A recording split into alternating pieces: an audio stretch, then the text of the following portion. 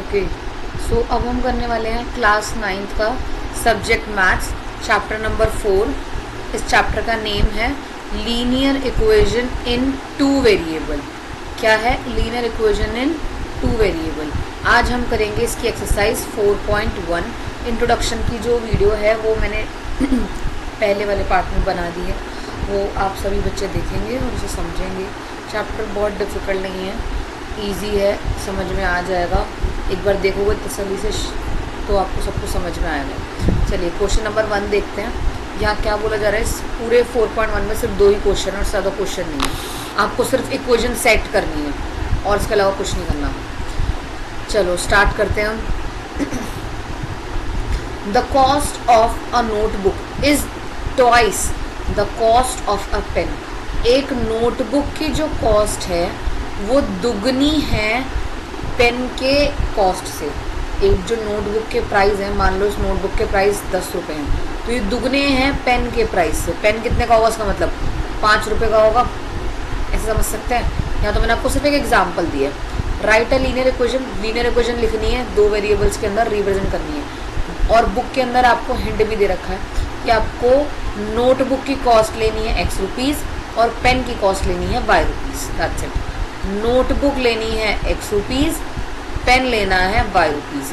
इसने क्या बोला है, नोटबुक की कॉस्ट मतलब x जो है वो y के दुगने हैं। y का क्या है, दुगना है। दुगना मतलब 2 मल्टीप्लाई y, तो क्या बना मेरे पास बताओ, 2y। ठीक है, तो ये क्या हो गया, दुगना है, तो इसका मतलब मेरे पास क्या इक्वेशन आई, x is equals to 2y।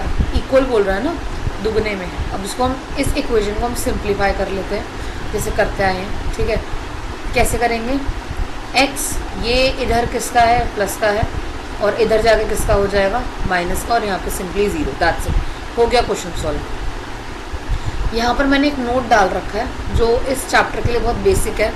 अगर कोई किसी बच्चे ने इंट्रोडक्शन वीडियो नहीं देखी है और वो डायरेक्ट देख रहा है अलग अलग करके भी, तो भी आपको चैप्टर बहुत ईजिली समझ में आ जाएगा। कैसे कि अगर हमें कोई भी इक्वेशन में, लीनियर इक्वेशन में, जो ये हमारा टर्म है ax plus by plus c, यहाँ पे सिर्फ नंबर आता है, कोई टर्म नहीं दे रखा x या y में से, तो हम क्या ले लेते हैं, 0 ले लेते हैं। क्या ले लेते हैं, 0। ठीक है, और लीनियर इक्वेशन इन 2 वेरिएबल के अंदर इनफाइनाइट मैनी सोल्यूशंस होते हैं। बहुत सारे सोल्यूशन हमें हमेशा देखने को मिलेंगे। चलो ख़त्म। क्वेश्चन नंबर 2 पे आते हैं। Express the following linear equation in the form of, आपको बहुत सारी लीनियर इक्वेशंस दे रखी हैं। ठीक है, आपको इस फॉर्म में लिखना है जो हम हमेशा करते हैं। कौन से फॉर्म में, ax plus by plus c is equals to 0, और इंडिकेट करनी है और उनको बताना भी है कि a की वैल्यू कौन सी है, b की वैल्यू कौन सी और c की वैल्यू कौन सी। That's it. आपको कुछ इक्वेशंस दे रखी हैं, आपको उसको इस फॉर्म में लिखना है। लिख दो और उसके बाद बता दो a कौन सा, b कौन सा, c कौन सा। ठीक है, तो हम यही करेंगे। 2x plus 3y is equals to 9.35। तो x के नीचे x, y के नीचे y। अब ये नंबर है, नंबर यहाँ प्लस का है, इधर आके किस में हो जाएगा, माइनस का। तो ये हमारी इस फॉर्म में बन गई ax plus by plus c। Simple है। a क्या हो गया आपके पास 2, b क्या हो गया 3, c क्या हो गया 9.35। ख़त्म। ऐसे ही आप किस में आ जाओ, b पार्ट में आ जाओ। x और यहाँ पे क्या दे रखा है, y की पोजीशन दे रखी है, c हमारा नंबर होता है, नंबर इन्होंने ऑलरेडी दे रखा है। इट मीन्स ये ऑलरेडी फॉर्म में है, already done in a form. तो हमें सिंपली इसमें क्या लिखना है, a लिखना है, b लिखना है और c लिखना है। a क्या है, कुछ नहीं है, तो हम यहाँ क्या मान लेते हैं, 1 मान लेते हैं। ठीक है, अब यहाँ कुछ नहीं है y में, तो क्या मान लेंगे, 1 मान लेंगे, तो क्या आएगा -1/5, और यहाँ पर किसका है 10, c का, -c10। ख़त्म ये क्वेश्चन। अब हम देखते हैं इसका c पार्ट। इन्होंने फिर वही बोल रखा है, हमें हर इक्वेशन को ऐसे ही फॉर्म में लिखना है। किस फॉर्म में, ax plus by plus c। ठीक है, सिंबल लिखना है। ये इक्वेशन दे रखी है, ये हो गया आपका x, ये हो गया आपका y, ये प्लस का है, इधर आके क्या बना देगा, माइनस का। a हो गया -2, b हो गया 3, c हो गया -6। ख़त्म ये वाला पार्ट भी।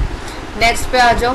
x is equals to 3y, ये है देखने वाला पार्ट। यहाँ देखिए 2-3 क्वेश्चन ऐसे और आ सकते हैं आपके पास। x ये प्लस का है, उधर जाके किसका हो जाएगा, माइनस का। और अभी मैंने ऊपर नोट में बताया, अगर हमें कोई चीज़ नहीं पता, व्हाट वी पुट, हम वहाँ 0 पुट कर देंगे। क्या पुट करेंगे, 0। तो अब हमारे पास इक्वेशन है x के आगे कुछ नहीं है तो हम क्या मान लेंगे 1, तो a क्या हो गया हमारे पास 1, b क्या हो गया -3, c क्या हो गया 0। दैट्स इट, क्वेश्चन का ये वाला पार्ट भी फिनिश। समझ आ रहा है सबको? बहुत ईजी है, ठीक है। अब देखो 2x इज इक्वल्स टू में 5y, तो 2x ये -5 उधर जाके प्लस और कुछ नहीं है c में तो क्या आ गया 0, तो क्या है हमारे पास a 2, b क्या आया 5, c कुछ नहीं है तो 0। ये e पार्ट भी खत्म। नेक्स्ट आते हैं 3x + 2, तो क्या है मेरे पास 3x, ठीक है। अब मेरे पास 2 आ गया डायरेक्ट, y तो कहीं दिया ही नहीं। और अभी मैंने क्या बताया, अगर कोई डिजिट ना हो हमारे पास, कोई जो हमारे पास लीनियर इक्वेशन का जो हमारा टर्म है वो ना हो, तो हम क्या मान लेते हैं 0। तो y की वैल्यू क्या आ गई 0, और हमारे पास 2 का 2, तो अब मैं इसको मल्टीप्लाई करूँगी तो मेरे पास स्टिल वही 0 ही आएगा, इसलिए मैंने लिख दिया है ताकि आपको कन्फ्यूजन ना हो। तो मेरे पास a कितना आ गया 3, y कितना आ गया 0, और b कितना आ गया मेरे पास 0, और c कितना आ गया मेरे पास 2 नंबर वाला। तो ये पार्ट भी मेरा हो जाता है फिनिश। अब हम नेक्स्ट पार्ट करते हैं, इस पेज को मैं रोटेट कर लेती हूँ, ठीक है। हाँ जी, आ गया हमारा ये वाला पार्ट भी। g, चलिए g में क्या है y -2। अब हमें y दे रखा है, आगे का x नहीं दे रखा, तो x क्या मान लूँगी मैं 0। यहाँ पे मैं ब्रैकेट लगाना भूल गई हूँ, यहाँ लगा लेना, ठीक है। x 0, y और c तो हमें दे ही रखा है, सिंपल है। a 0 हो गया, b कितना हो गया 1, कुछ नहीं है तो 1 मान लेंगे, c कितना होगा -2। ये पार्ट भी फिनिश। अब आ जाओ h पे। h क्या कह रहा है, सिंपल जैसे अभी हमने ऊपर वाला पार्ट करा था। अब हमें x चाहिए तो पहले x लाएंगे, ये प्लस का उधर जाके किसका हो जाएगा माइनस का।